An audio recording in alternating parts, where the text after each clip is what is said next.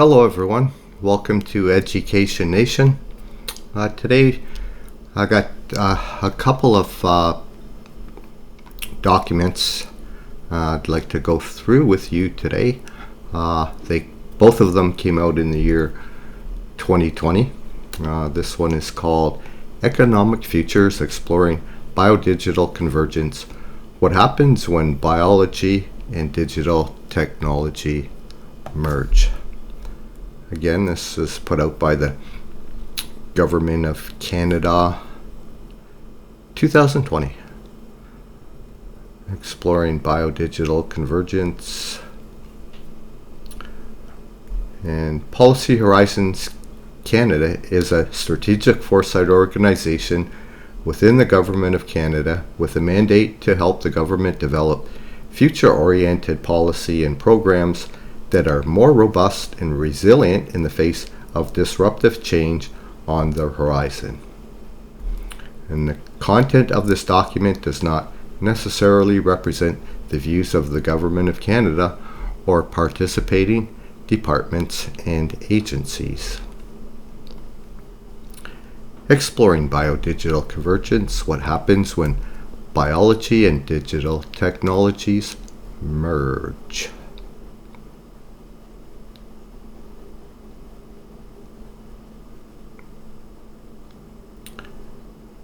And here in Canada, we've had two general elections since 2020.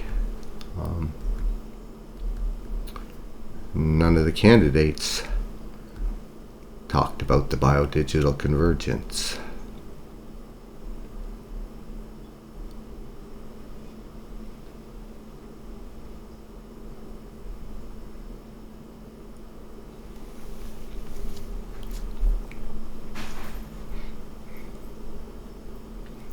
Just scrolling down here.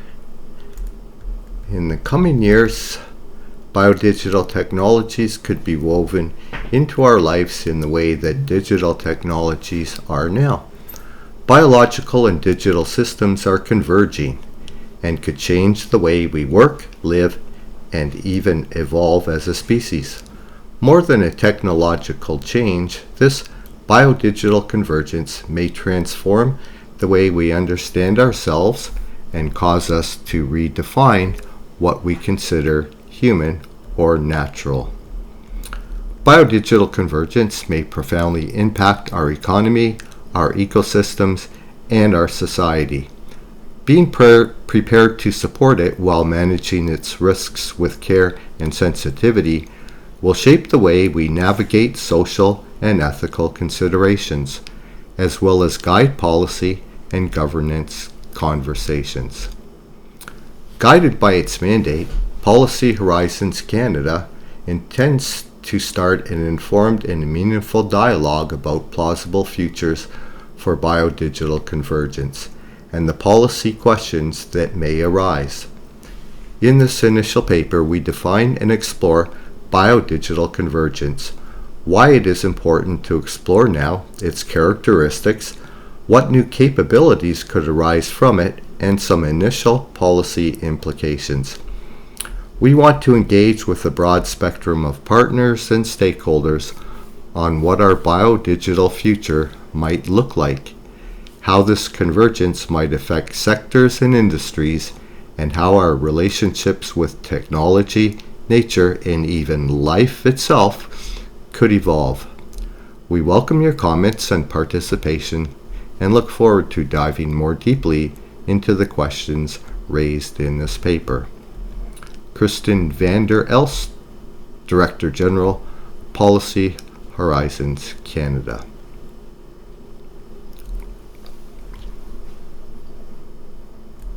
So I'll put the links to this paper down below from the year 2020.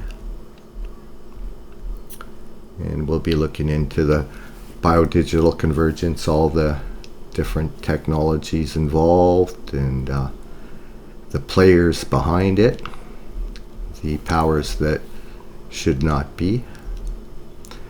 3 ways biodigital convergence is emerging.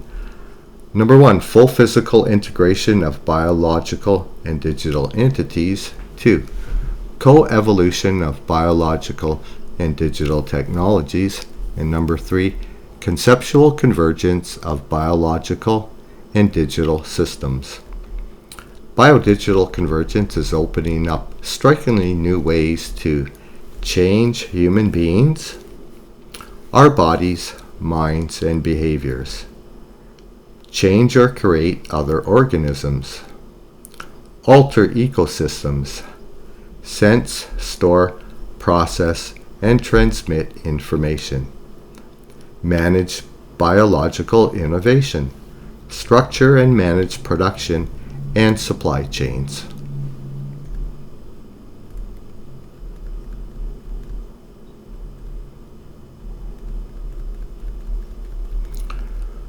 Possible characteristics of the biodigital system: democratization, decentralization, geographic diffusion, scalability, customization, and reliance on data.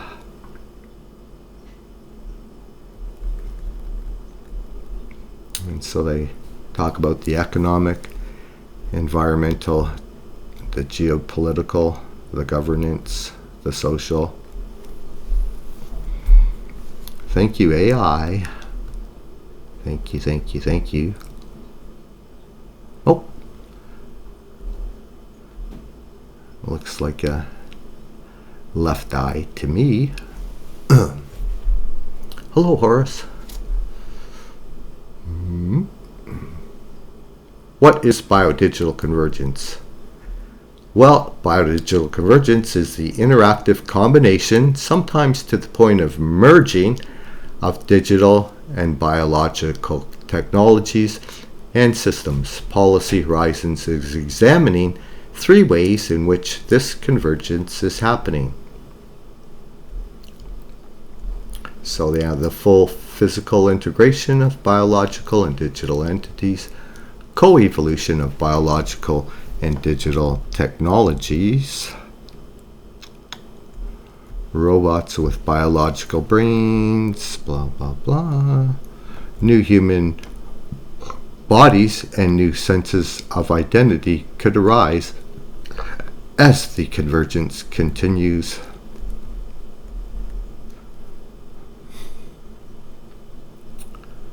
For example, gene sequencing combined with artificial intelligence leads to understanding genetic expression, which is then used to alter existing organisms to create organic compounds in new ways, or even entirely synthetic organisms. The CRISPR-Cas9 approach and other new gene editing technologies would have been impossible without the evolution of digital technology and bioinformatics. Advances in digital technologies have helped the advancement of the biodigital. We also see a greater understanding of the biology, which is fueling progress in the field of biological computing. Neural nets, computer systems that are designed based on biological brains, are an example of how biological understanding is shaping digital technology. There is also a blurring between what is considered natural or organic and what is digital, engineered, or synthetic. For example, biosynthetic vanilla is created using ferulic acid, eugenol, and glucose as substrates and bacteria, fungi, and yeasts as microbial production hosts. And they talk about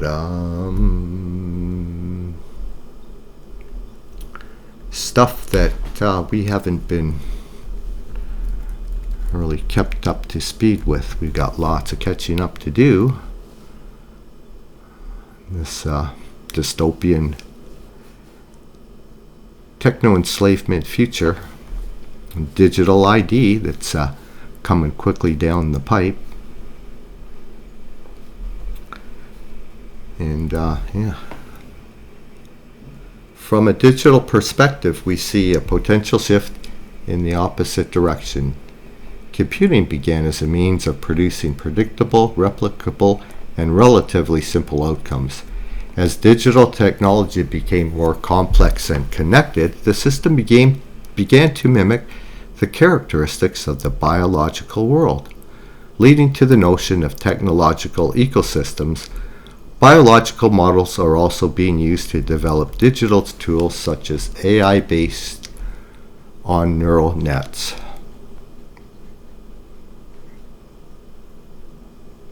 Three ways they are converging: full physical integration of biological and digital entities.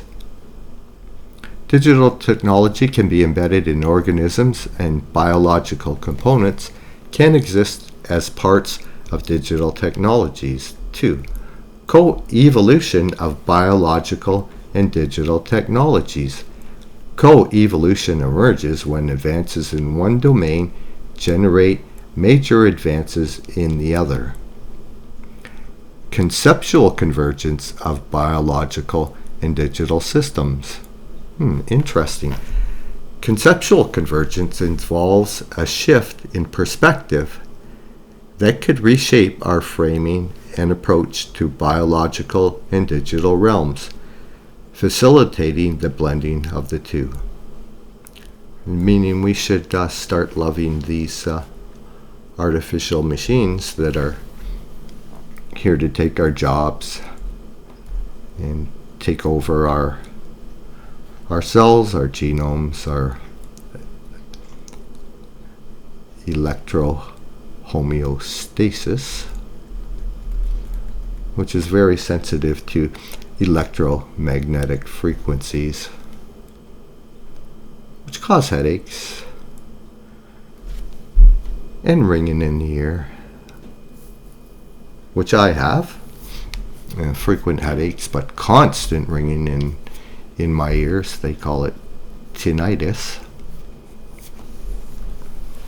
From the 6G, from the terahertz. What's terahertz? We'll find out shortly. Because I want to get to this next paper by, that came out in 2020, which goes into further deep detail into how they are controlling our cells, our neurons, through biodigital convergence. Why explore biodigital convergence now? Well, because all the rest of the worlds are doing it, right? Yep, because we gotta keep pace. We have to compete. We have to build AI faster and faster and faster, and build more databases, more and more and more databases, because in order to read all of our trillions of biological cells and molecules, AI is needed with vast amounts of database storage, which takes more water than we have, and more energy than is sustainable. But yeah, it's all about sustainability, isn't it? AI. Anyway, here we go, and yeah. Please read this document and send it to all your loved ones, because these people are working hard and they are criminally insane, out of their minds. They're not human, and they don't want us to be either. Good morning, Biodigital. Many factors could affect how biodigital convergence technologies could impact different societies, countries, cultures, environments, and people around the globe. The following is one of the many possible narratives depicting some of the innovations in a future biodigital world.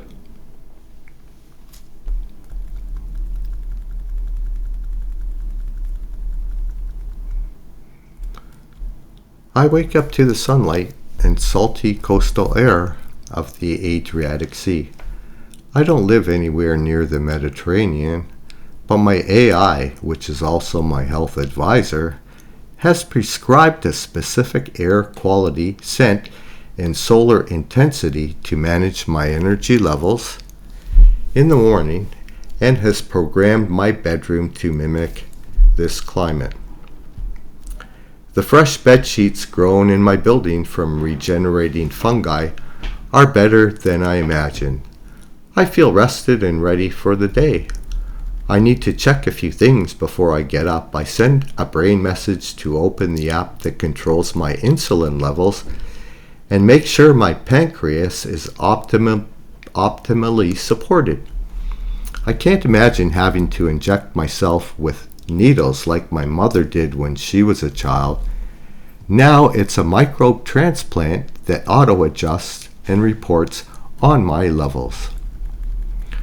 Everything looks alright, so I check my brain's digital interface to read the dream data that was recorded and processed in real time last night. My therapy app analyzes the emotional responses I expressed while I slept.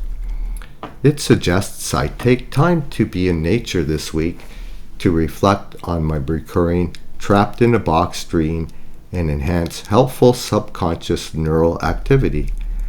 My AI recommends a forest day. I think okay. And my AI and neural implant do the rest. The summary of my bug-bot surveillance footage shows that my apartment was safe from intruders, including other bug bots last night. But it does notify me that my herd of little cyber dragonflies are hungry.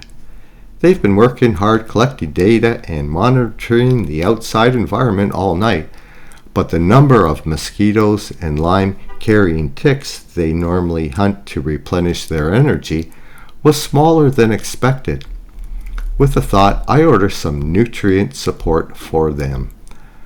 My feet hit the regenerative carpet and I grab a bathrobe, although I don't need it for warmth. My apartment is gradually warming up to a comfortable 22 degrees as it cycles through a constantly shifting daily routine that keeps me in balance with the time of day and season. Building codes and home energy infrastructure are synchronized and require all homes to be auto-regulated for efficiency.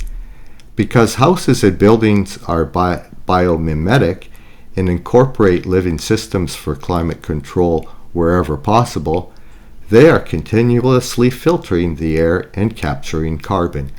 I check my carbon offset measure to see how much credit I will receive for my home's contribution to the government's climate change mitigation program. As I head to the bathroom, I pause at the window to check the accelerated growth of the neighboring building. Biological architecture has reached new heights and the synthetic tree compounds are growing taller each day.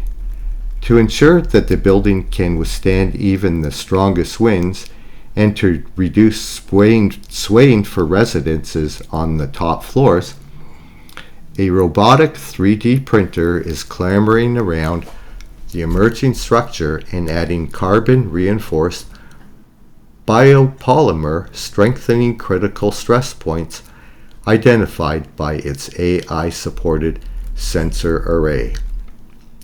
I am glad they decided to tree the roof of this building with fire-resistant, genetically modified red cedar, since urban forest fires have become a concern. While I'm brushing my teeth, Jamie, my personal AI, asks if I'd like a delivery drone to come pick up my daughter's baby tooth, which fell out 2 days ago.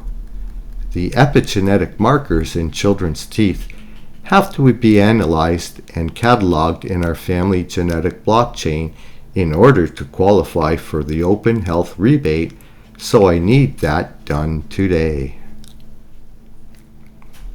I replaced the smart ticker that monitors my blood chemistry, lymphatic system, and organ function in real time. It's hard to imagine the costs and suffering that people must have endured before personalized preventive medicine became common. Also, I'll admit that it sounds gross, but it's a good thing the municipality samples our fecal matter from the sewage pipes. It's part of the platform to analyze data on nutritional diversity, gut bacteria, and antibiotic use to aid with public health screening and fight antibiotic-resistant strains of bacterial infections. Supposedly, the next download for my SmartSync will allow me to choose a personalized biotic mix for my dechlorinated drinking water. Today's microbiome breakfast breakdown is displayed on the front of my fridge as I enter the kitchen. It's tracking a steady shift as I approach middle age. Today it suggests miso soup as part of my breakfast because my biome needs more diversity as a result of recent stress and not eating well last night. The buildings in my neighborhood share a vertical farm, so I get carbon credits by eating miso made from soybeans produced on my roof and fermented by my fridge. My fridge schedules the production of more miso and some kimchi in preparation for the coming week.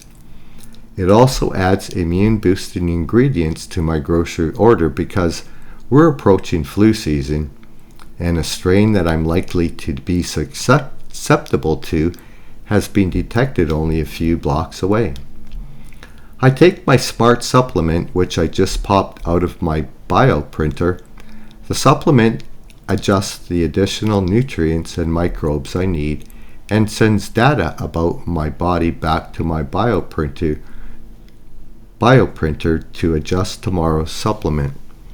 The feedback loop between me and my bioprinter also cloud stores daily data for future preventative health metrics. The real-time monitoring of my triglycerides is important given my genetic markers. As my coffee pours, I check my daughter's latest school project, which has been growing on the counter for the past week. She's growing a liver for a local puppy in need as part of her empathy initiative at school. More stem cells are on the way to start a kidney too because she wants to help more animals. I grab my coffee, brewed with a new certified carbon negative bean variety, and sit on the couch for a minute. It appears the nutrient treatment I had painted on the surface of the couch and chairs has allowed them to rejuvenate. I'll have to try the treatment on my bioprinted running shoes as they're starting to wear out. Oh wow, is it that time? I have only 10 minutes before my first virtual meeting. I tighten the belt on my skeletal muscular strength chair, lean back, and log into my workspace. First, I get the debrief from colleagues finishing their workday on the other side of the world.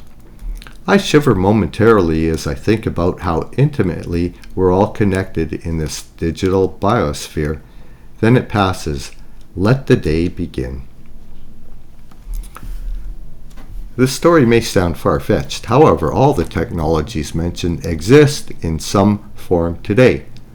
While they are not yet commercially available in the form presented here, a world where we take the interaction between biological and digital technologies for granted is already starting to emerge. Yes, and Canada is pushing hard for this convergence. Mandatory.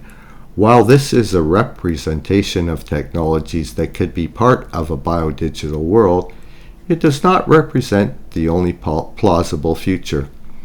Rather, it is an imaginative vignette outlining the radical shifts that could take place within an optimistic biodigital future. Varying levels of access, adoption, and alternative realities could exist. And this is a 58 page document. I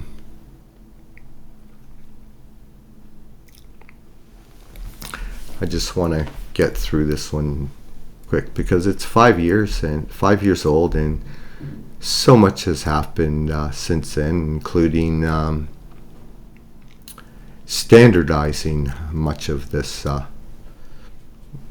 biodigital convergence, with Canada leading the way, with Horizons Europe also very, very, very, very heavily involved, and good old the US of A and Israel, the big players involved, the biggie and biggie. What new capabilities arise from biodigital convergence?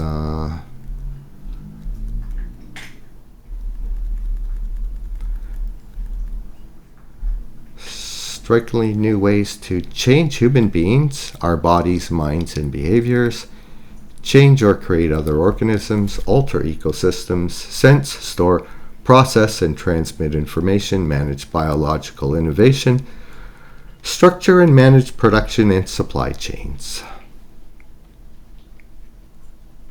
And then they have a list of new capabilities produced by the convergence of digital and biological systems. What new capabilities are opening up? They're on the left. And in the middle, what combinations of biological and digital technologies allow this? And what is possible today on the right-hand side. You can read all the examples. Altering the human genome are core biological attributes and characteristics, and that's with advances in gene sequencing and editing such as CRISPR-Cas9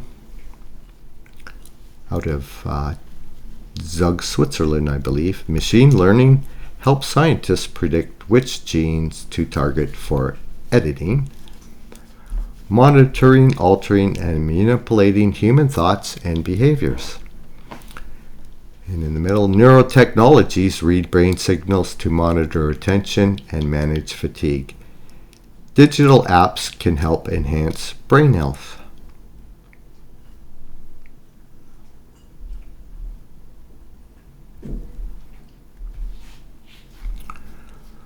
What new capabilities are opening up for? Okay, new ways to monitor, manage, and influence bodily functions, as well as predict, diagnose, and treat disease. Gene sequencing entire examples helps us understand complex environments such as the human microbiome. Digital devices can be worn or embedded in the body to treat and monitor functionality. Machine learning systems can predict mortality and treatment outcomes, creating new organs and enhancing human functionality. 3D printed tissues based on digital designs and production tools can create customized organs. Biohacking with implanted digital devices to enhance bodily functions. What new capabilities are opening up? New ways to experience and interact with the world. And the combinations of brain-machine interfaces that enable machines to be controlled through brain signals. Prosthetics that use machine learning algorithms to expand functionality and sensitivity. Creating new organs and enhancing human functionality. Machine learning techniques for simulating protein folding and contributing to drug design. 3D printing tissues to test therapies. Nanobots and nanomaterials can operate and precisely deliver drugs within living creatures. Machine learning can predict the outcome of clinical trials. Change the type or amount of inputs that organisms need to grow. Advances in gene sequencing and editing such as CRISPR-Cas9. Creating entirely new organisms with tailored characteristics. Synthetic biology draws inspiration from biology, engineering, computer science, and physics for the design and construction of new biological entities. Artificial intelligence can help design microorganisms with specific characteristics.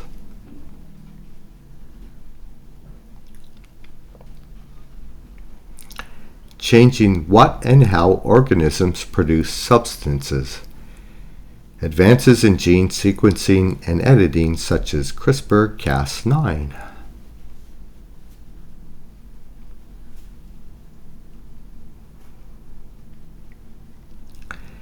Changing and eradicating entire species. Germline editing using approaches such as CRISPR and gene drives that create new ways to alter ecosystems or wildlife. Altering the natural environment at scale. Geoengineering approaches that accurately model carbon capture or solar reflectance.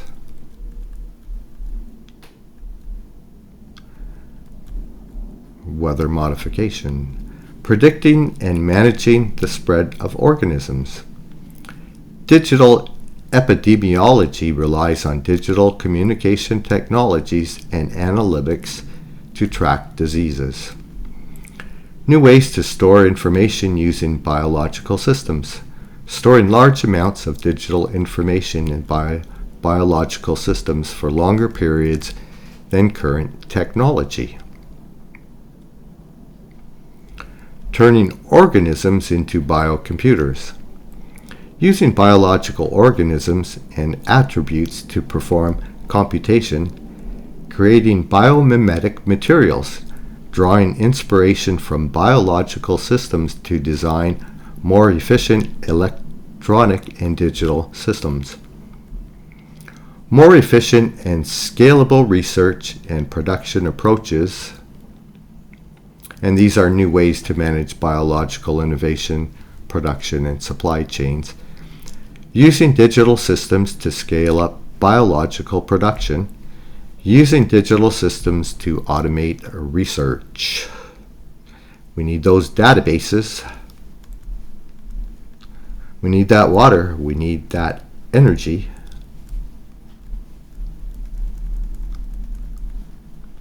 Increasingly open and efficient supply chain management. Machine learning and distributed ledgers can track materials and aid in auditing. Open collaboration on cell lines and genomes to support research. Digital networks to assist in the efficient exchange of biological materials and code. Well.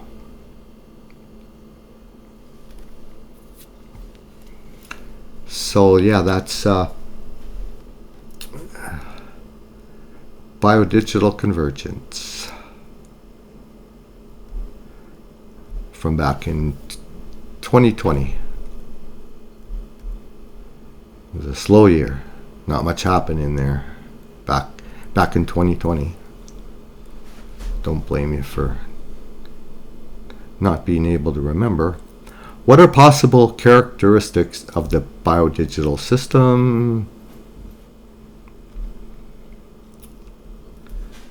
Based on initial signals, the characteristics of the biodigital system could include democratization, decentralization, geographic diffusion, scalability, customization, reliance on data. It's all about the data and code. Anyway, I'm just going to blow through this here. You can all read it yourself. I'll put the links down below. I want to put some links that will help you understand this stuff that they're teaching in colleges and universities, as we shall see. Very, very heavily for many years now, decades. They tell us themselves lots happened behind our backs without our informed consent, without our knowledge or consent.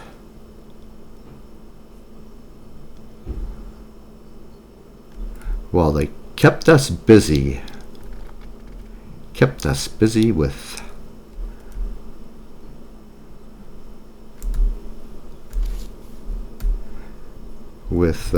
narrative drivers and disinformation operations and perception management operations, and keep us occupied, keep us preoccupied, keep us fighting, keep us warring with trade wars and drug wars and weather warfare and cognitive warfare, electronic warfare.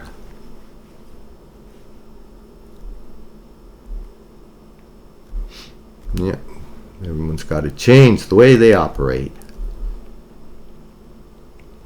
So Horizons Canada has updated a few times. They've put out other documents. I want to get into some of those other documents, most notably I think from 2023, I believe. It's called Biodigital Today and Tomorrow, which is more up to date. I guess 2 or 3 years is a lot of time to update this stuff that they're so hell-bent on pushing down our throats.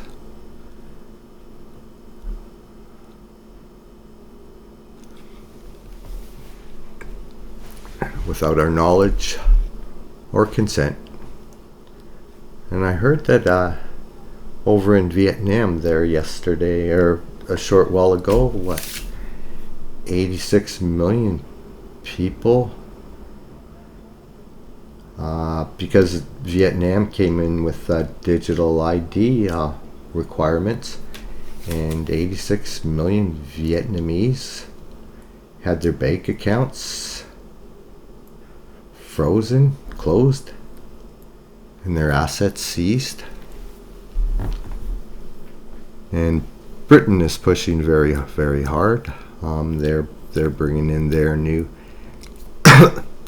digital ID.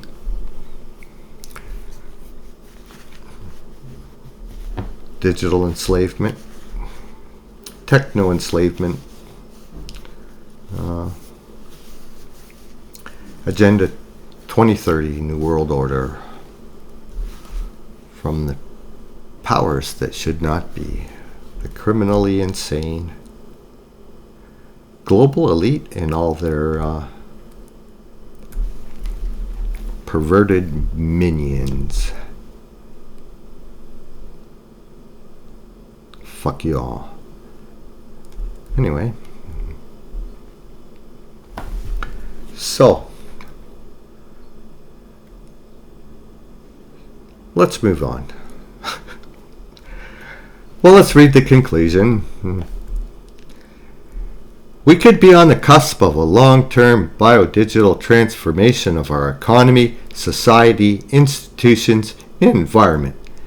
This biodigital convergence could disrupt the way we produce and consume goods and services, relate to one another, maintain and augment our bodies, acquire and process data, make decisions, and manage our place in ecosystems. In the late 70s and early 80s, Canadians and policymakers began to understand that the digital age was upon them. Early movers seized opportunities, perceived challenges, and initiated deft policies that have provided benefits for decades. Now could be the time to make similar investments and make thoughtful decisions to guide Canada through the beginning of a biodigital convergence. Policy Horizons looks forward to collaborating with partners and stakeholders to develop policy-relevant foresights in this area.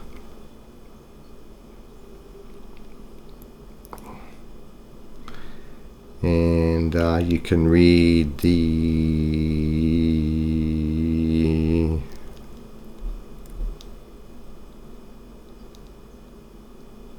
well, I would say this was written by AI.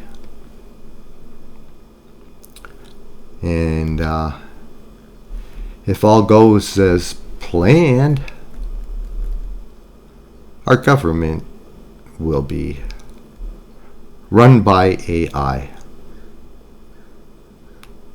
If it isn't already, as I'm sure there's many different agencies that are totally run by AI now. And they've been programming us for decades, programming the kids for a transhumanist future. Or should we say a transhumanist present and future. So there's some of the links if you want to read deeper into this deeply disturbing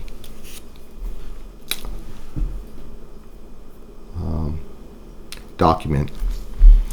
And yeah, we've had 2 general elections for Prime Minister here in Canada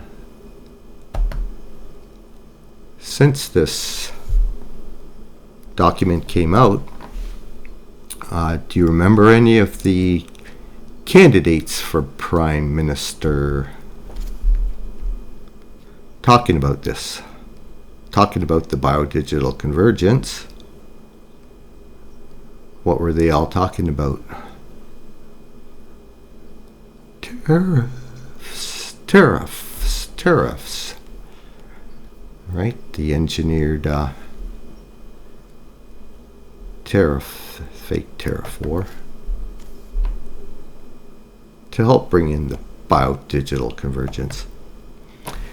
So this other document, I want to. Sorry, I'm not good at the computer.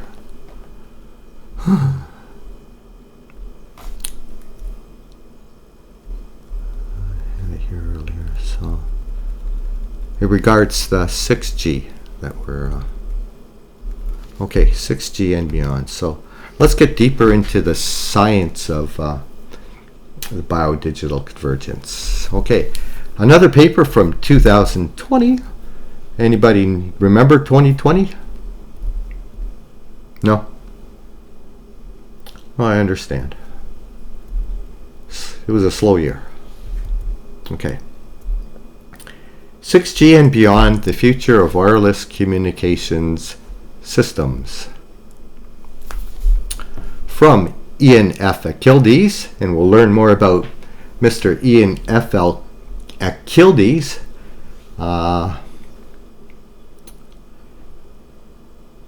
In his renowned career as a doctor? No, he's not a doctor. No, he's a electrical engineer. He's a computer and electrical engineer.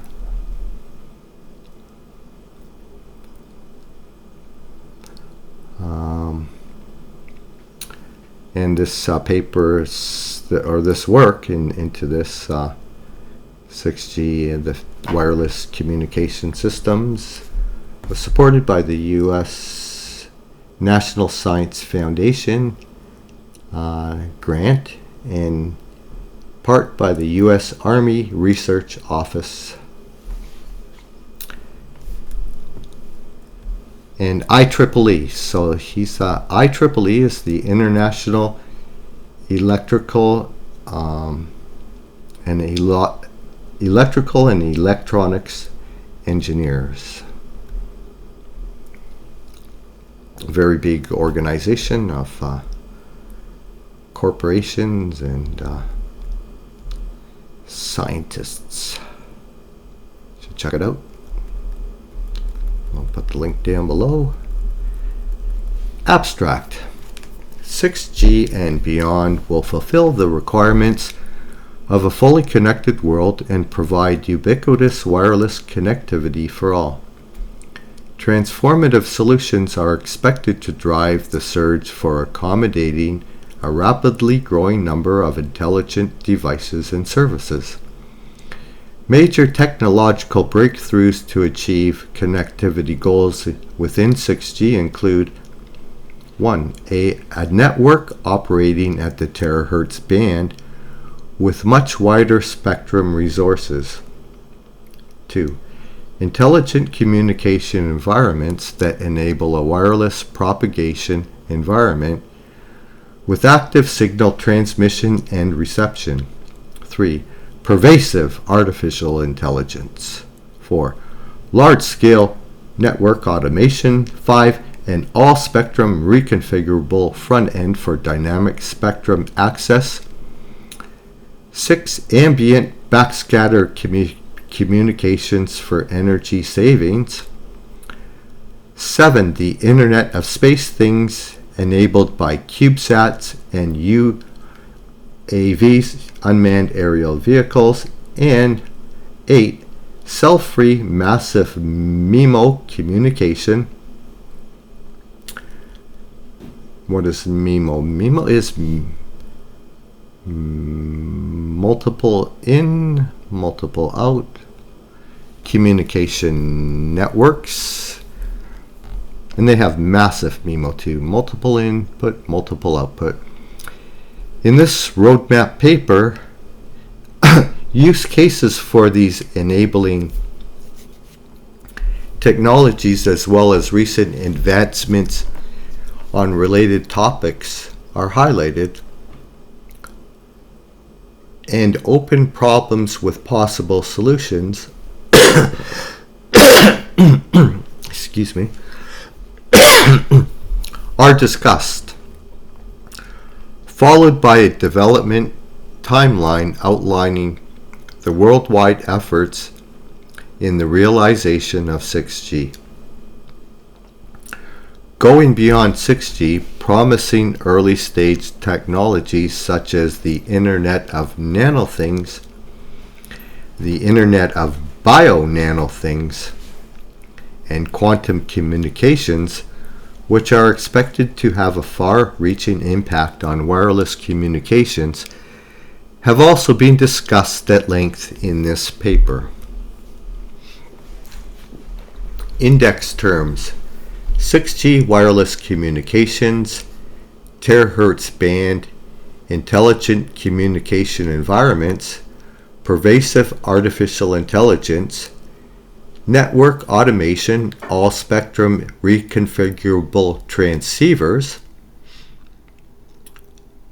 I think that would be reconfigurable intelligent reflective surfaces. Ambient backscatter communications, self-free massive MIMO, Internet of Nanothings, Internet of Bio-Nanothings, quantum communications. So Mr. Ian F Akyildiz, he is also, I might just say the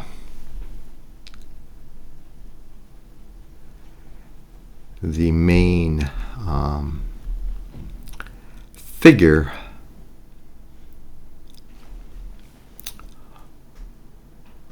of the Internet of Bio-Nanothings. him and Dr. Journey will get into, we'll hear from and read about and read from Dr. Journey and Mr. Ian F Akyildiz, who are both electrical engineers working on biological, digital, bio-nano things. The Internet of bio-nano things. Okay, I'll shut up. Introduction. Wireless communication systems have experienced substantial revolutionary progress over the past few years.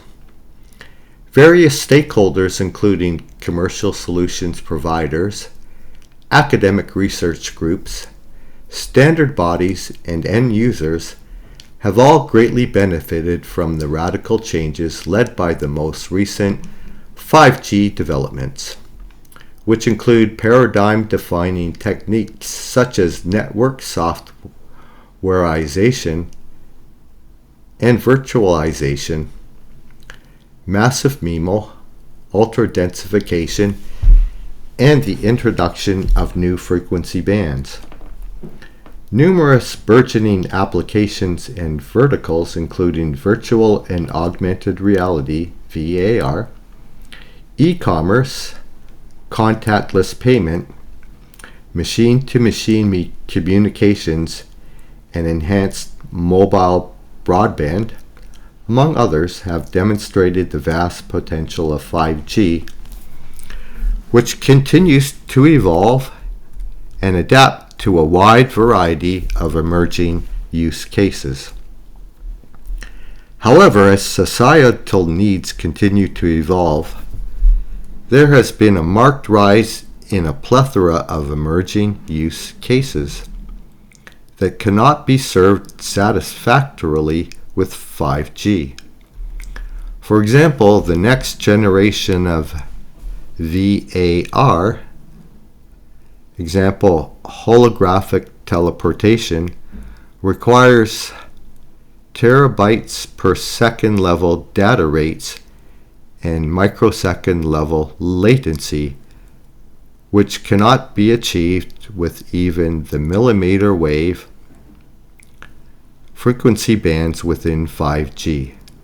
Further, increasing industrial automation and the move from Industry 4.0 to the upcoming Industry 10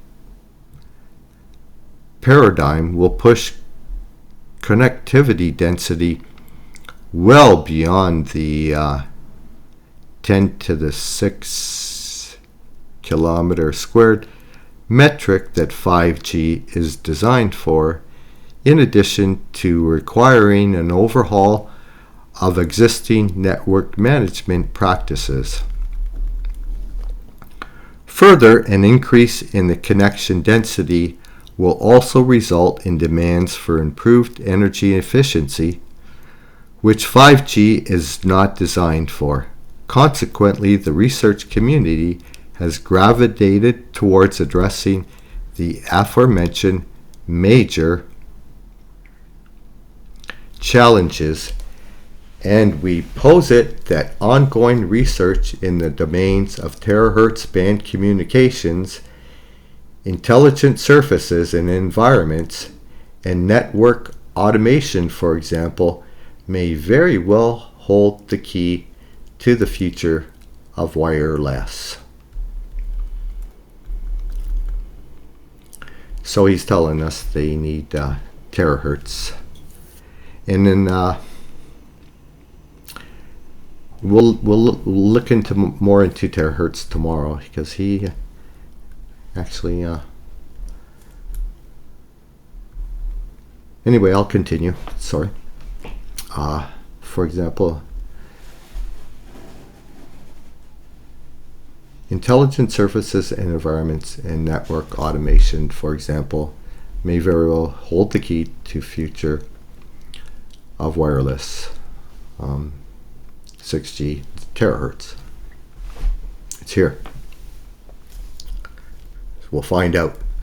To this end, an amalgamation of societal needs and technological breakthroughs that serve to enable those needs are the key drivers for a generational leap beyond existing wireless systems. Together, these factors make a strong case for a focused discourse on the next frontier in wireless communications, example 6G systems.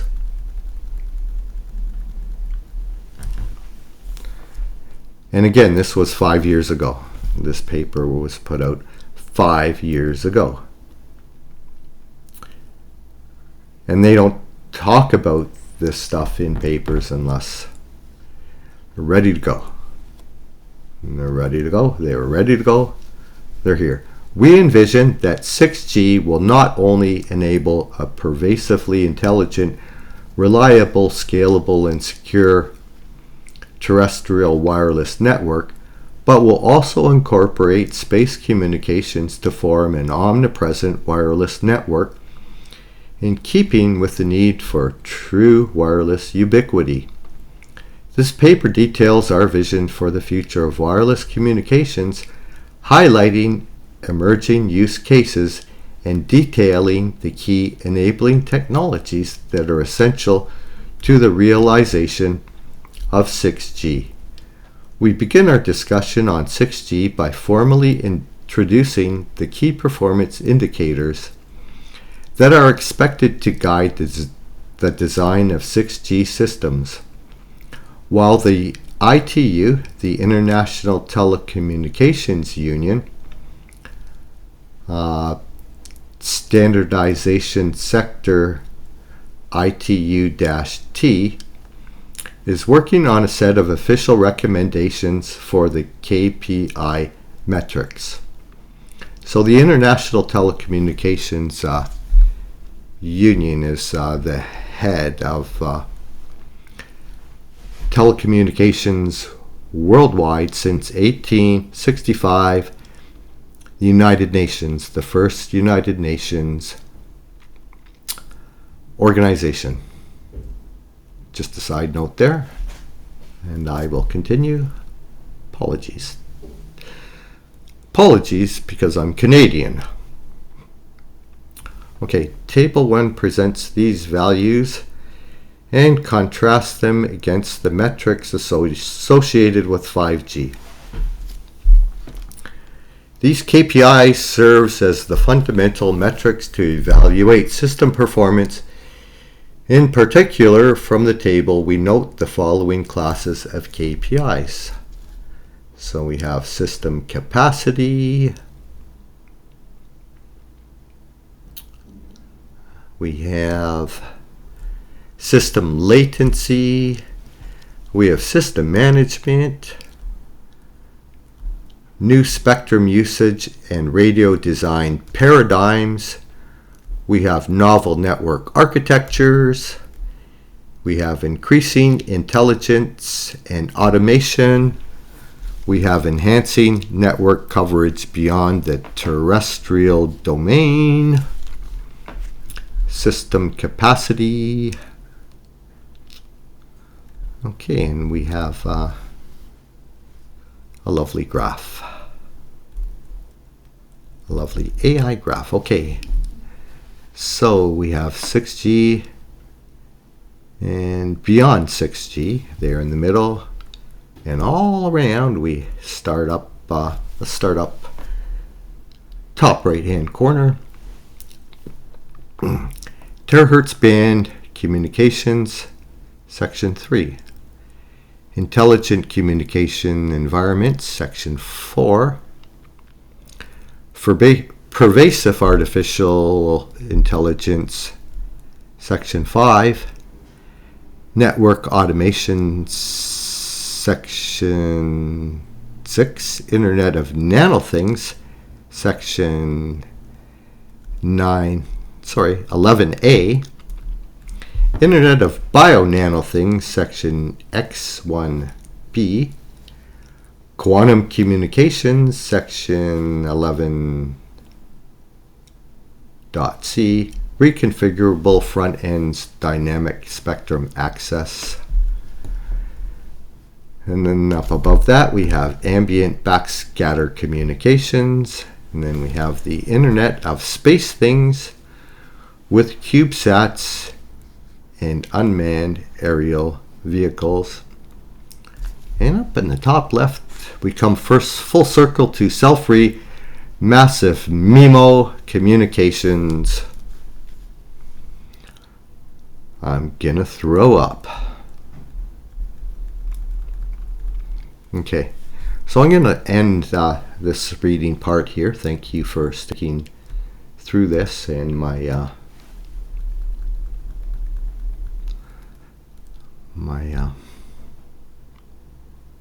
my tendencies to rant and rave. Okay, so we got to page 4. Maybe tomorrow, and we can go through this a little bit deeper. Not too much, because it's a scientific paper. I don't understand this stuff, but I want to leave you with a guy who really does know his stuff. His name's Vaxxer420. I'll leave you the links to this video and a few more. I want to play you a little bit of Mr. Ian F Akyildiz, one of the lead author of the last article last paper we were just looking at there. And here we go. Who is Ian F Akyildiz? Applications. I did also a lot of research on that the last 15 years. Bio-nanoscale machines, but these are for the injecting into the body and always monitoring the health problems. And that is also really going really well. Like with these COVID vaccines, it's going that direction. These mRNAs are nothing than small scale, nanoscale machines, right? They're programmed and they're injected. And then Internet of Nanoscale things. So those will be part of 7G and beyond, right? The question here is, can we create man-made, man meaning human-made, biological nanomachines? The answer is yes. That means we can reprogram these artificial cells and via DNA manipulations, and that's called genetic engineering. And that will really help us a lot. In fact, unfortunately, some maniacs in the US found all my work the last 18 years. I'm getting a lot of hatred mail, so my life is in danger. They think that I'm Dr. No in James Bond movies, that I'm trying to manipulate human lives, but it's, I'm not the only one. There are many people working on this subject, So now what we try to do is, so you have seen the bacteria, right? So what we can do is we can try to genetically engineer this bacteria, and there are many illnesses, as you know. I will point them out to you, based on bacteria or viruses, right? So if I create genetically engineered healthy bacteria, for example, Crohn's disease, I don't know if you know that, it's an awful disease for intestines. So there's no cure. So I can inject into the body, and then they can fight these ill cells or ill bacteria, and then solve the problem. So just an example. So I hope you are getting the point, right? So we are trying to create these nanoscale machines, genetically engineer them. They will act like bacteria, and also in the future we will see that neurons and calcium ions and etc. And it will help us for prolonging our lives. In fact, the mRNA, the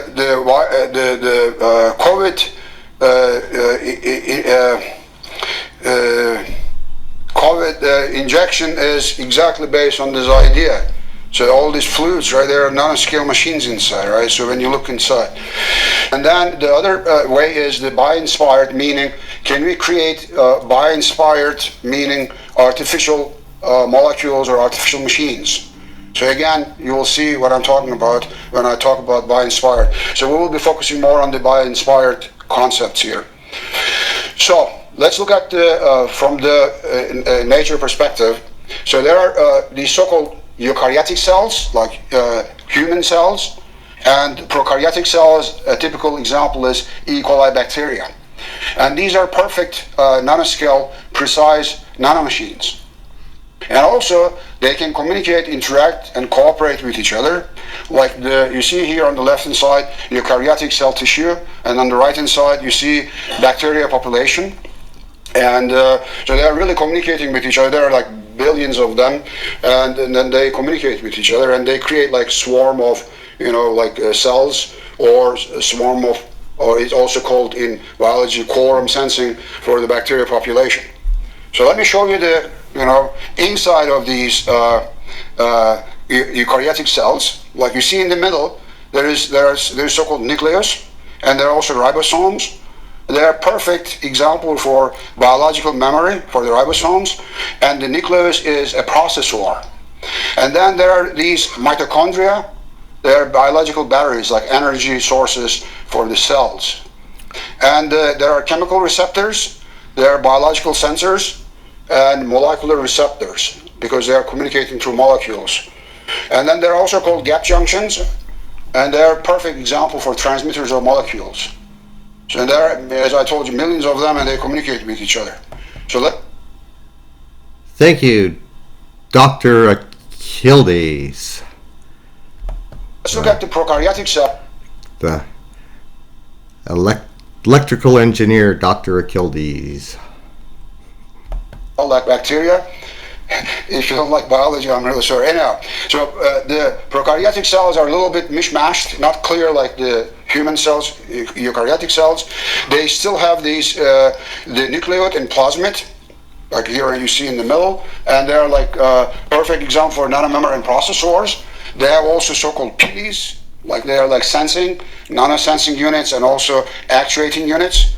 There is also cell membranes, which is acting like nanopower unit, like battery, and protein receptors, like nano receivers. Ribosomes they also have as acting like transmitters, and there are these flagellums, like tails. They can navigate them. So this is a perfect example for a bacteria, or especially E. coli bacteria. But I have to say that they are moving very, very slow. So when you look at them under this platform, like they are very, very small, and then when you feed them sugar, they populate, and then when they don't get sugar, they die. Okay, so it's very interesting. And then we have like these three I put underneath. It's more like the 7G after 2025, 2030. It's more like the 7G after 2025, 2030. Like quantum communications, again, that's a very hot topic. Everybody talks about it, like especially quantum computing. My personal opinion is the progress is very slow. The quantum computing is here since 2015, 20 years. And the progress is slow. Similarly, quantum communications is now active, and the outcome is really not there what we expect. For example, you cannot have these big data centers in the mobile systems, right? How will you carry that in your pocket? So it would be a need for a new, as an example, mobile device which can do quantum communications, right, and quantum computing. And anyhow, so people are writing papers, right? And then, as Winard said, I do this research since 15 years. Nanoscale machines and also bio-nanoscale machines for the human health, and there is a lot of progress going on here, like molecular communication, health applications, virus detections, bacteria detection. So I wish I could give you one talk about this alone, right? And unfortunately, I will just cover these green areas, and then a little bit yellow, because I will show you how I ended up in terahertz band communication, so information here, right? So then you have the scalability problem. You need the scalable, secure solutions, for example, right? Another question, is it possible to remotely reprogram those bacteria you put inside the human body? Yes. So if so, the security risk is much more challenging than we thought. Absolutely, yeah. So actually, that's true. Like, where is this picture here? Like, remember in the beginning I showed you this At picture? the beginning you mentioned the network is two-way. So if the network communication is two-way and we can reprogram the bacteria we are putting inside the body, we have a huge risk of security over there. This part is the cyber world, right? So now, of course, that's really very, very important that somebody will send all the wrong information, and it can create a zombie, right? All the device inside can malfunction, right?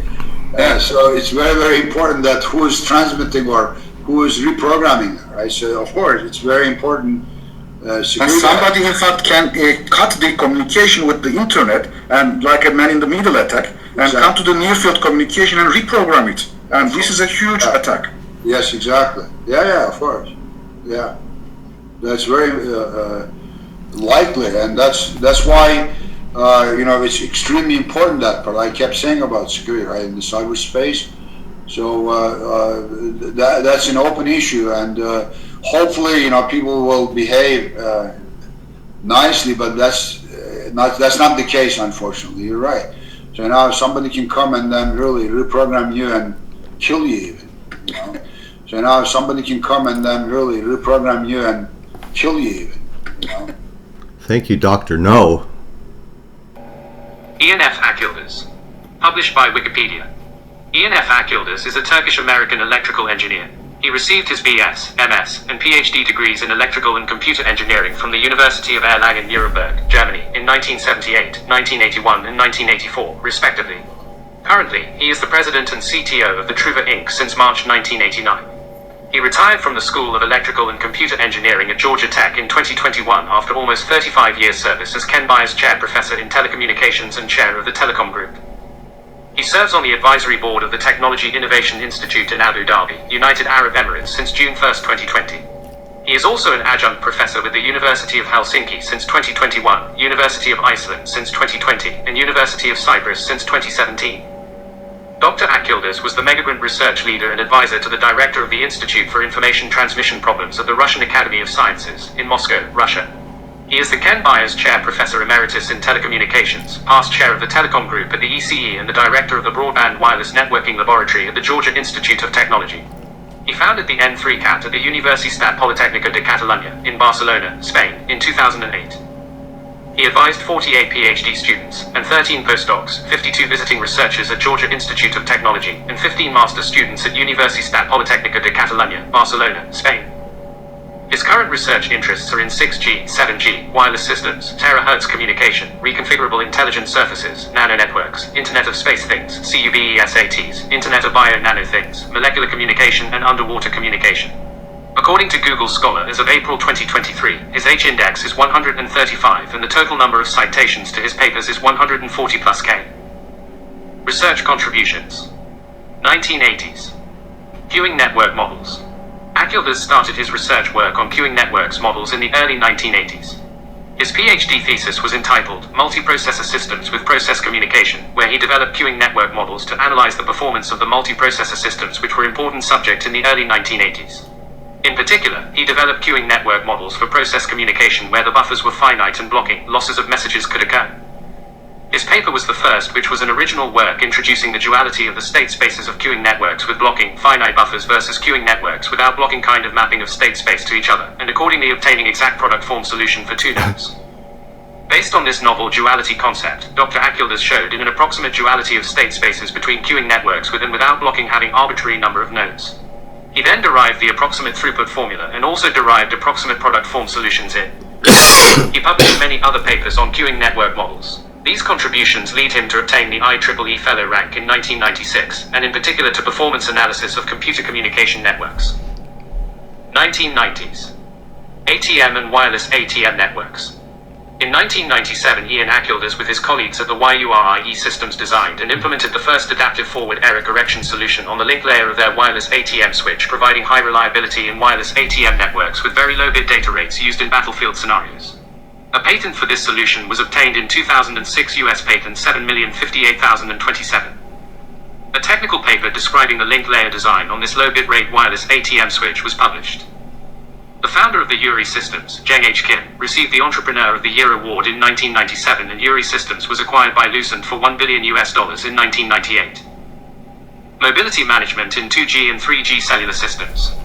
Ian Akyildiz significantly contributed to mobility and resource management of 2G and 3G cellular systems in the 90s. He proposed many handoff management, location registration, and paging schemes for the design of 3G and 4G wireless systems, and all of his papers have been published in top-notch journals and conferences between 1998 and 2000. His paper titled Mobility Management in Next Generation Wireless Systems was invited to be included in proceedings of IEEE and is the most cited paper on mobility management in the literature and became the main reading material for the first course on mobile networks in many universities.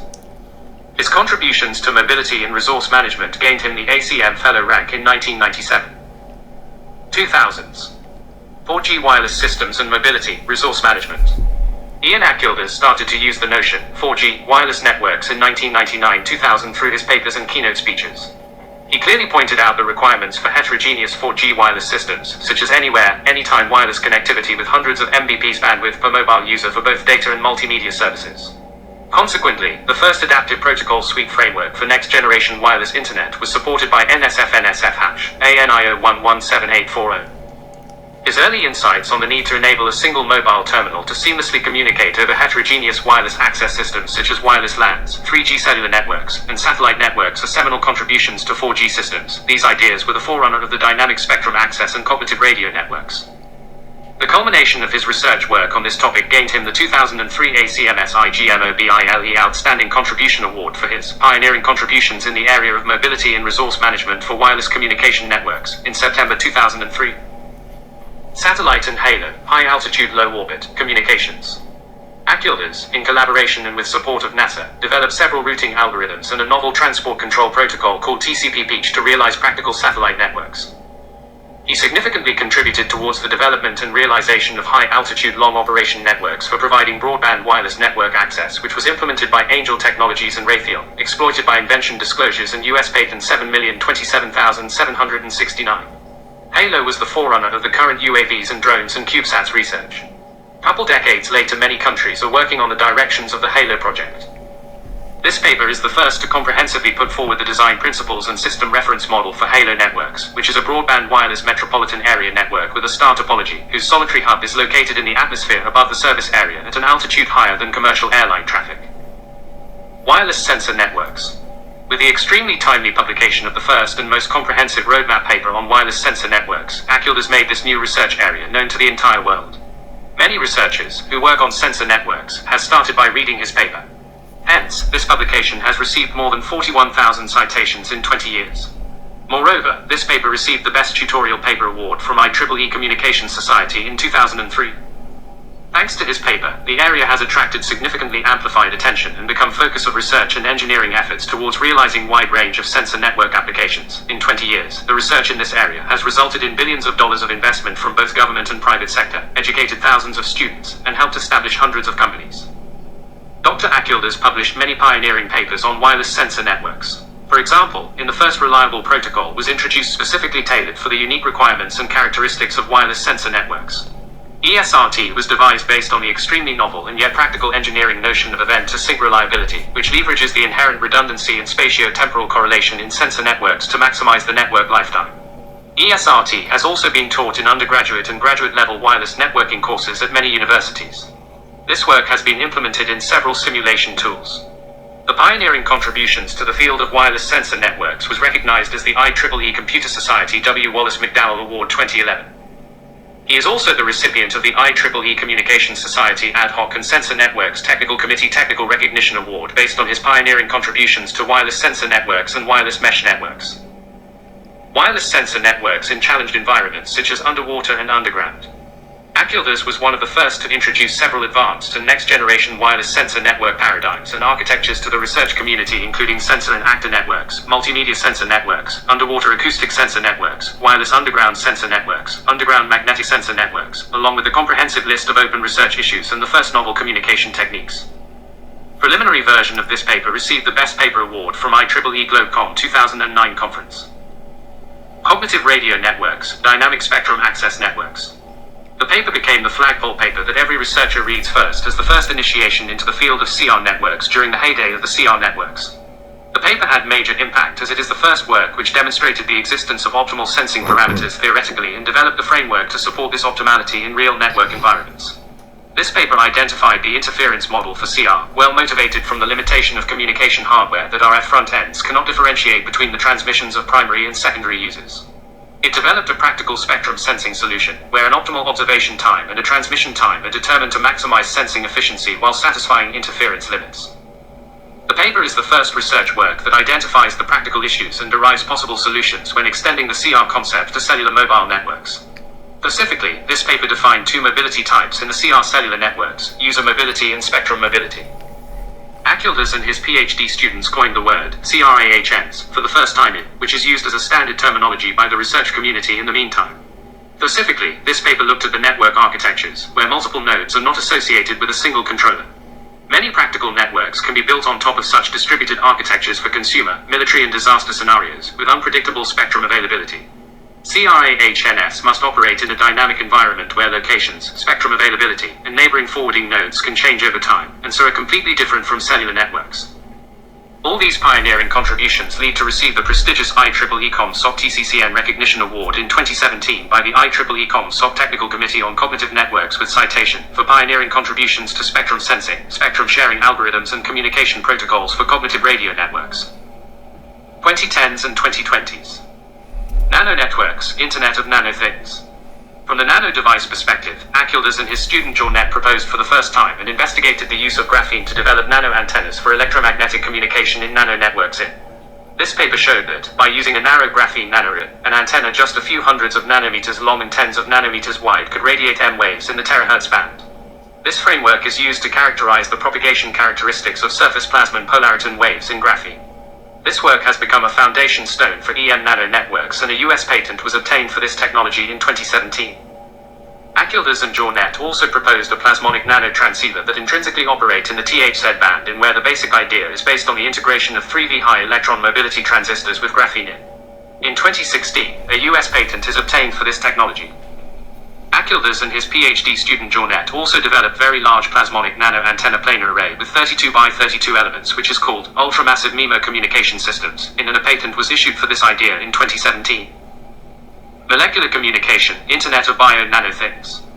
While nano networks do not operate based on radio frequency spectrums, they mainly exploit networking paradigms which are fundamentally different yet wireless, such as molecular communication, where the information is coded and communicated by molecules as explored in, and the term Internet of Bio-Nano Things was coined in the paper for the first time. Akyildiz and his student Piero Bon also developed one of the first realistic molecular communication channel models and capacity analysis for molecular communication in terahertz band communication. Terahertz band communication is envisioned as one of the key wireless technologies of the next decade. The THZ band will help to overcome the spectrum scarcity problems and capacity limitations of current wireless networks by providing an unprecedentedly large bandwidth. In addition, THZ band communication will enable a plethora of long-awaited applications ranging from instantaneous massive data transfer among nearby devices in terabit wireless personal and local area networks, to ultra-high-definition content streaming over mobile devices in 6G systems. The THZ band channel was investigated in, and the first channel model was developed for this almost unexplored frequency range. The peculiarities of the channel were captured by utilizing radiative transfer theory to account for the absorption from different types of gaseous molecules. In addition, he analytically calculated the channel capacity of the THZ band for different medium compositions and power allocation schemes. Reconfigurable intelligent surfaces. Electromagnetic waves undergo multiple uncontrollable alterations as they propagate within a wireless environment. Free space path loss, signal absorption, as well as reflections, refractions, and diffractions caused by physical objects within the environment highly affect the performance of wireless communications. Currently, such effects are intractable to account for and are treated as probabilistic factors. A radically different approach, enabling deterministic, programmable control over the behavior of wireless environments, was first introduced in the VISORSURF project. The key enabler is the so-called hypersurface tile, a novel class of two-dimensional metamaterials that can interact with impinging electromagnetic waves in a controlled manner. The tiles can effectively re-engineer electromagnetic waves, including steering toward any desired direction, full absorption, polarization manipulation. Multiple tiles coat objects such as walls, furniture, and other objects in indoor and outdoor settings. An external software service calculates and deploys the optimal interaction types per tile to best fit the needs of communicating devices. A patent was acquired in January 2020. The Internet of Space Things with CubeSATs. A novel cyber-physical system spanning ground, air, and space, called the Internet of Space Things, CubeSATs, is introduced in. IOST expands the functionalities of traditional IoT by not only providing an always available satellite backhaul network, but also by contributing real-time satellite captured information and, more importantly, performing integration of on-the-ground data and satellite information to enable new applications. The fundamental building block for IOST is a new generation of nanosatellites known as CubeSATs, which are augmented with software-defined networking and network function virtualization solutions. Editing career. He is the founder and editor-in-chief of the newly established of the ITU Journal on Future and Evolving Technologies since August 2020. Dr. Akyildiz is the editor-in-chief emeritus of Computer Networks Journal, the founding editor-in-chief emeritus of the Ad Hoc Networks Journal, Physical Communication Journal, and Nano-Communication Networks Journal. He is a former editor for IEEE, ACM Transactions on Networking, Kluwer Journal of Cluster Computing, ACM Springer Journal for Multimedia Systems, for IEEE Transactions on Computers as well as for ACM Springer Journal of Wireless Networks. He served as a guest editor for several special issues of various journals. Conferences. He was the technical program chair of the 9th IEEE Computer Communications Workshop in 1994. In 1995, he co-launched the ACM MobiCon, which is now the premier conference in the broad field of wireless networking, and he was the technical program chair for MobiCon 96 and MobiCon 02.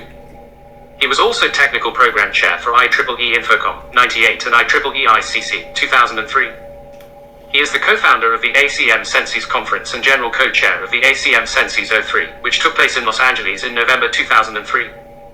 He was the general chair for 3rd MedHoc in Bodrum, Turkey, June 2004, and the general chair of the IFIP Networking 07 Conference in Atlanta, May 2007.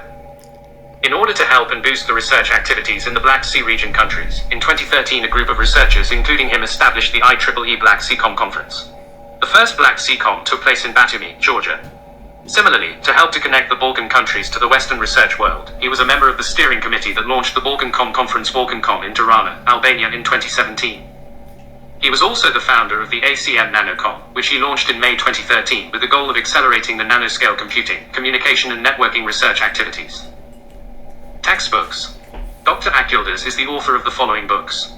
I F Akyildiz and X. Wang, Wireless Mesh Networks, John Wiley Publishing Company, ISBN 9780470032565, February 2009. I F Akyildiz and MC Viren, Wireless Sensor Networks, John Wiley Publishing Company, ISBN 9780470036013, August 2010. Z. Sun and I F Akyildiz, Key Communication Techniques for Underground Sensor Networks, Foundations and Trends in Networking, Now Publishers Inc., ISBN 9781601985507, April 2012. J. M. Jornet and I F Akyildiz, Fundamentals of Electromagnetic Nanonetworks in the Terahertz Band, Foundations and Trends in Networking, Now Publishers Inc., ISBN 9781601987365, November 2013. M. P. Erobon and I F Akyildiz, Fundamentals of Diffusion-Based Molecular Communication in Nanonetworks, Foundations and Trends in Networking, Now Publishers Inc., ISBN 9781601988164, April 2014. Patents. I F Akyildiz and ACAC, a low-overhead online routing scheme for ultra-dense software-defined CubeSat networks, U.S. Patent Application Number 63091712 on October 2, 2020. I F Akyildiz and ACAC, Large-Scale Constellation Design Framework, U.S. Patent Application Number 63091666 on August 15, 2020.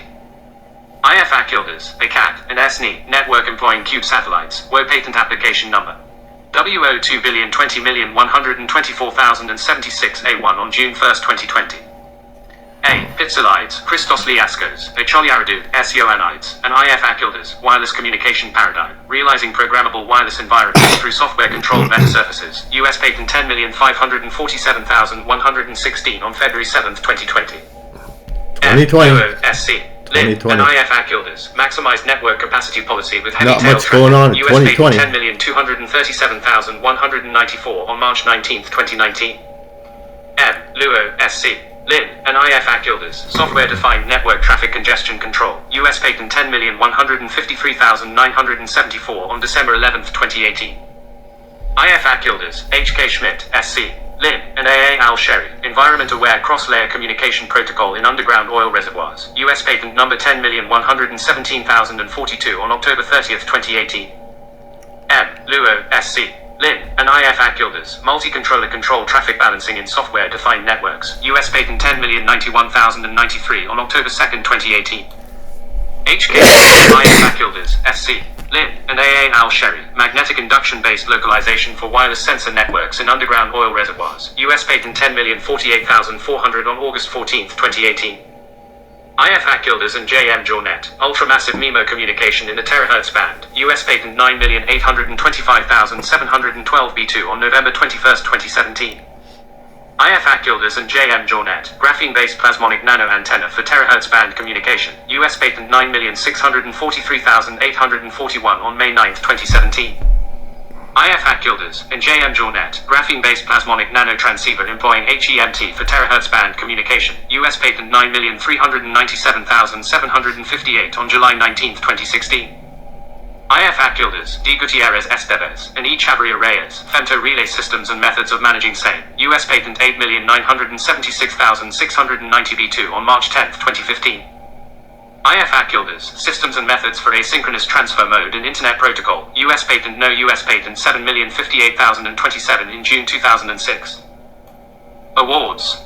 Best Paper Award for Automatic Network Slicing for Resource Allocation in Underwater Acoustic Communication Systems at the 4th International Balkan Conference on Communications and Networking in September 2021. Pioneer Award in Underwater Communication for his significant contributions to underwater communication networks at the 13th ACM International Conference on Underwater Networks and Systems in Shenzhen, China on December 4, 2018. IEEE ComSoc Technical Committee on Cognitive Networks Recognition Award for pioneering contributions to spectrum sensing, spectrum sharing algorithms and communication protocols for cognitive radio networks in October 2017. ACMMSWIM Reginald A. Fassenden Award with the citation for pioneering contributions for modeling and analysis of cellular and multi-hop wireless communication systems in September 2014. Humboldt Research Prize from Alexander von Humboldt Foundation, Germany, in November 2013. VIDI Pro Professorship at Tampere University of Technology, Department of Communications Engineering, Finland, supported by the Academy of Science in Finland, in January 2013 for the next 4 years. 2011 TubeAttack Exclusive Award for Outstanding Contributions to the Advancement of Scholarship Research at International Level, December 2011. 2011 IEEE Computer Society W. Wallace McDowell Award for Pioneering Contributions to Wireless Sensor Network Architectures and Communication Protocols, in May 2011. 2010 IEEE Communications Society Ad Hoc and Sensor Networks Technical Committee Technical Recognition Award with the citation for Pioneering Contributions to Wireless Sensor Networks and Wireless Mesh Networks, December 2010. Best Paper Award for Deployment Algorithms for Wireless Underground Sensor Networks Using Magnetic Induction in the IEEE Global Communications Conference, December 2010. Best Paper Award for Interferer Classification, Channel Selection and Transmission Adaptation for Wireless Sensor Networks in the Ad Hoc and Sensor Networks Symposium at IEEE International Conference on Communications, June 2009. 2009 ECE Distinguished Mentor Award for Mentoring Junior Faculty by the Georgia Tech School of Electrical and Computer Engineering in April. 2009 Georgia Tech Outstanding Doctoral Thesis Advisor Award for his 20-plus years service and dedication to Georgia Tech and producing outstanding PhD students in April 2009. 2005 Distinguished Faculty Achievement Award from School of ECE, Georgia Tech, April 2005. 2004 Georgia Tech Faculty Research Author Award for his outstanding record of publications of papers between 1999 to 2003, April 2004. 2003 ACMS IGN. Okay, I'll cut it off there and just sure you've listened, seen enough to know that Ian F Akyildiz really doesn't know what he's talking about.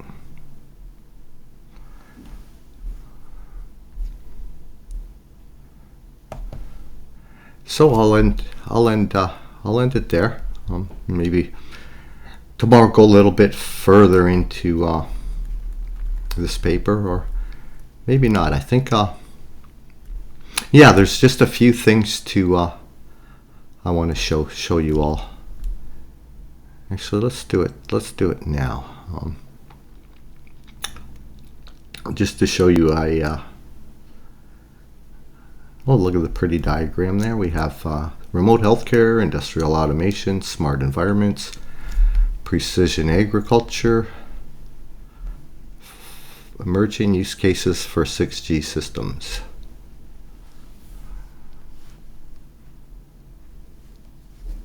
Just terahertz. Space connectivity, smart infrastructure, UAVs, space.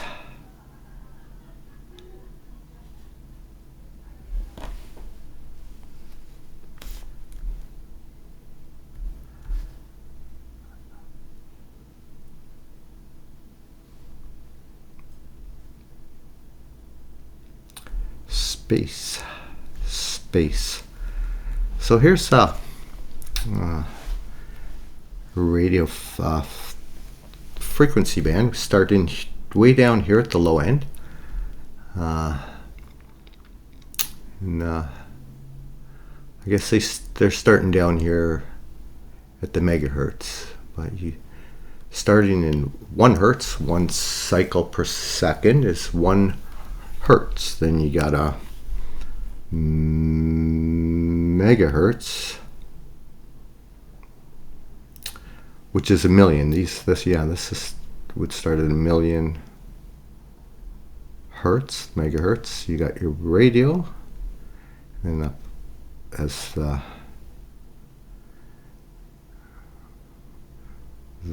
wavelengths increase in their frequency, get smaller, you get up to microwaves in the gigahertz. We're here now. Well, we're in the terahertz. So millimeter waves, and then terahertz, and over here is the visible light spectrum. So from here all down here we cannot see, and from here, from the ultraviolet all the way up through the X-rays and X-rays, we cannot see that either. We can only see 0.0035 of the whole electromagnetic spectrum. A very, very tiny bit of it. And this is the terahertz band here, and that's what they using.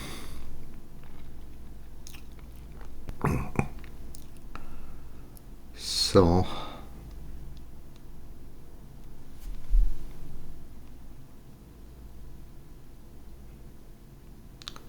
I'll just slowly scroll through here, and I'll leave a link below, like I say, and I'll leave links to a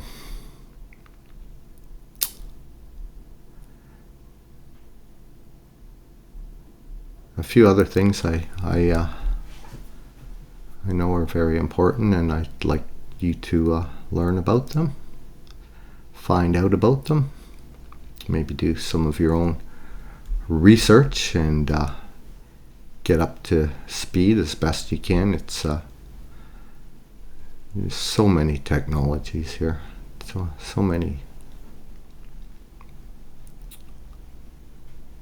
disciplines, all fusing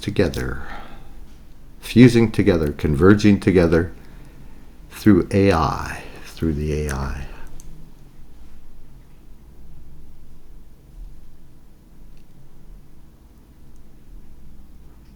So I'm just going to scroll through here till the end. If there's anything you see that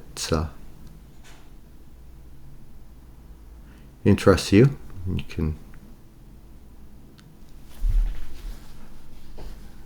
read it for yourself.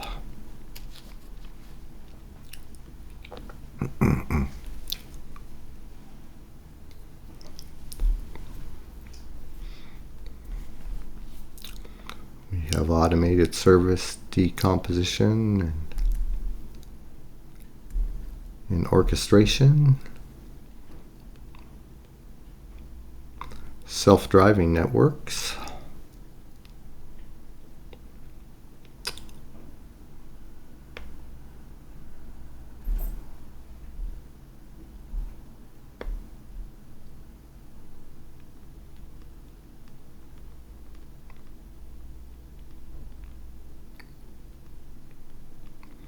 multiband transceiver design, dynamic all-spectrum sensing and access,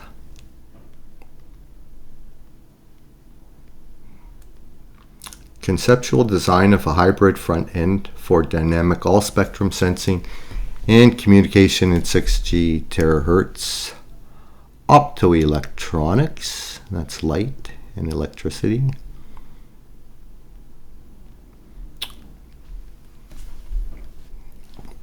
and these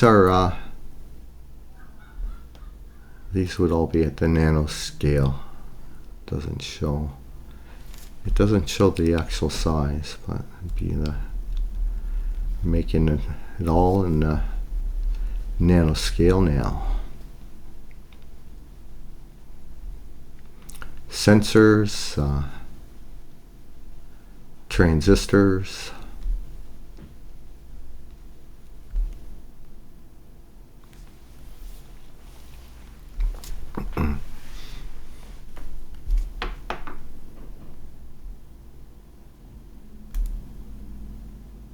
There's all the satellites up there, CubeSats.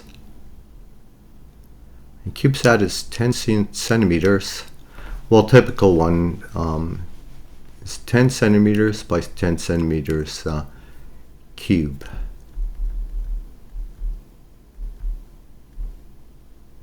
Everywhere. Up in the air. Open problems in ambient backscatter communications, protocol design, Internet of Space things with CubeSat and UAVs.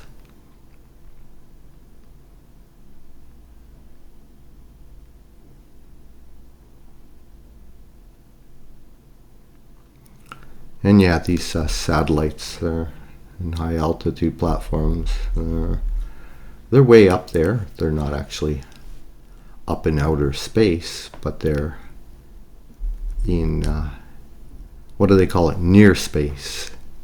They're near space. They're not actually in it, but they still call it space. NASA.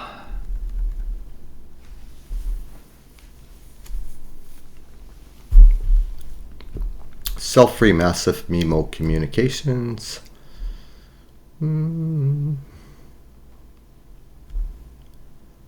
Classic massive MIMO.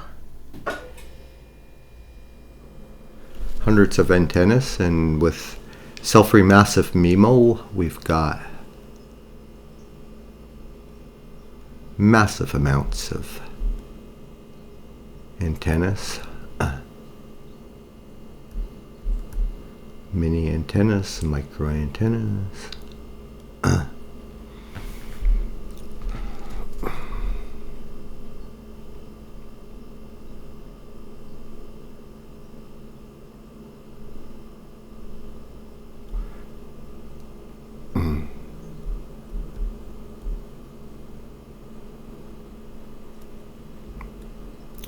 Essential components in the Internet of Nano Thing.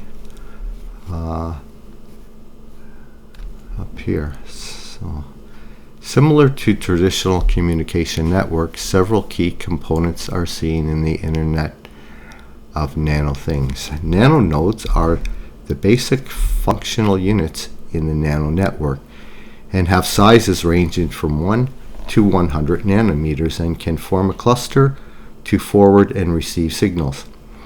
A typical nanonode with full transceiving capability contains the following elements: a nano antenna and a plasmonic nanotransceiver based on graphene advancements to propagate SPP waves.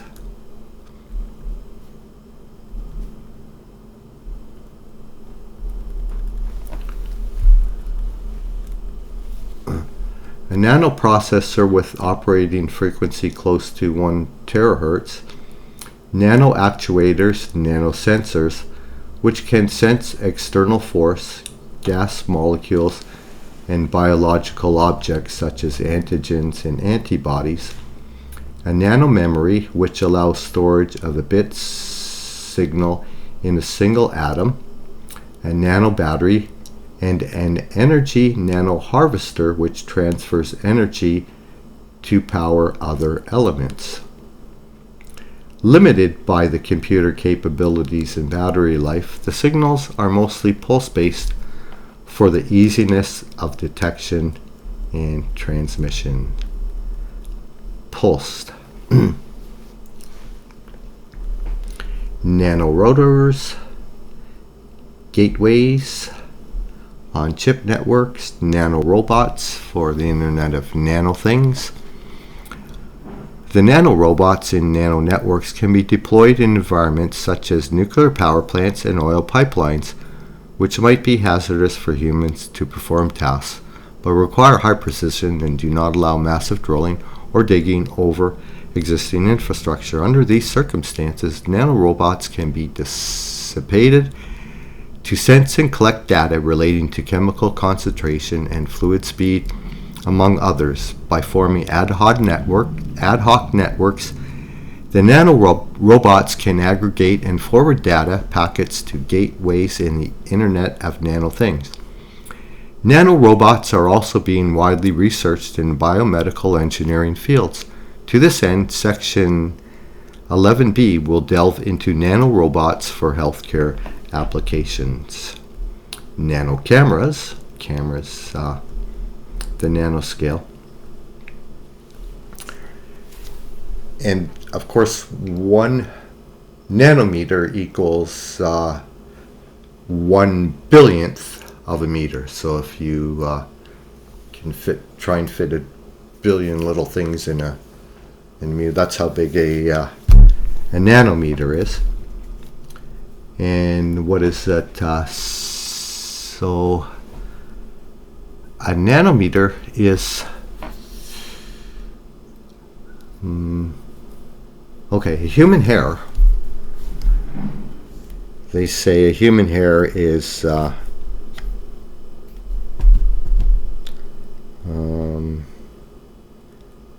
100,000 times the size of a nanometer. Something like that. Anyway, I'm getting tired here. I'm going to cut myself off. No, I'm going to try and finish this thing.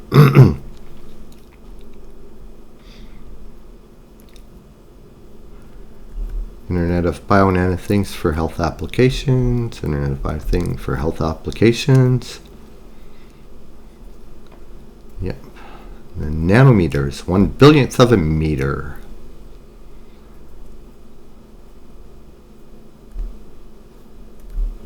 1/100th of a human hair, the thickness of a human hair. Something like that. Smaller than we can see. That's for sure. As good as your eyes might be. And quantum, yeah, these technologies been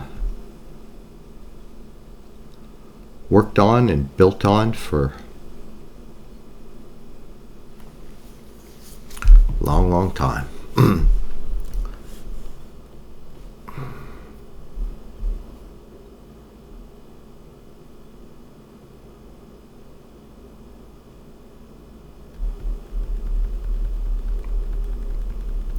And we get down to this graph here, which shows the projected timeline for 6G and beyond systems.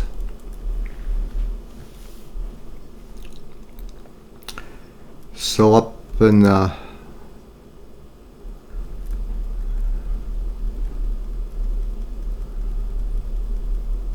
so on the left here we have 2018 down here, and we have 5G. And the evaluation 2019, 5G 2021, 2022, and so starting around 2020 we had 6G vision and then 6G requirements. We had the study, and so yeah, they're just it will be standardized early next year. But in the meantime, consider it here. They're using terahertz. They're using very, very, very high gigahertz and terahertz. They pulse it. So yeah, I'll send the links to this, and people I would love you to watch and learn from and read from and learn from and listen to, because there are people who care, who don't want this, and understand it. People much more capable and knowledgeable than I am.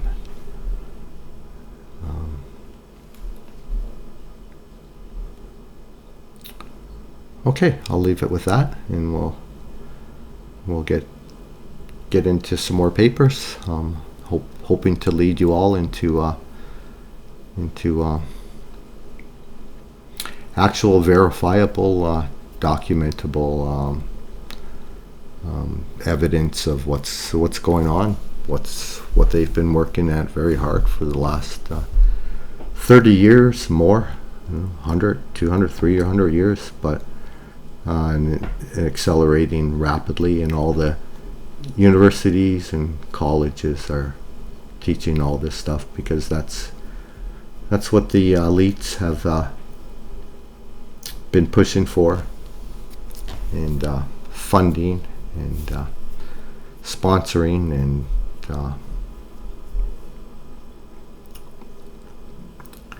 pushing, and what they want us concentrated on is politics,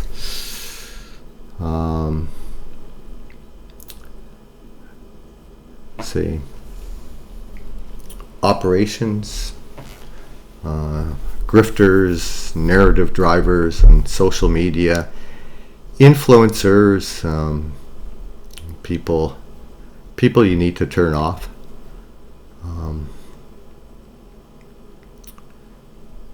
Yeah, politics, religion, space.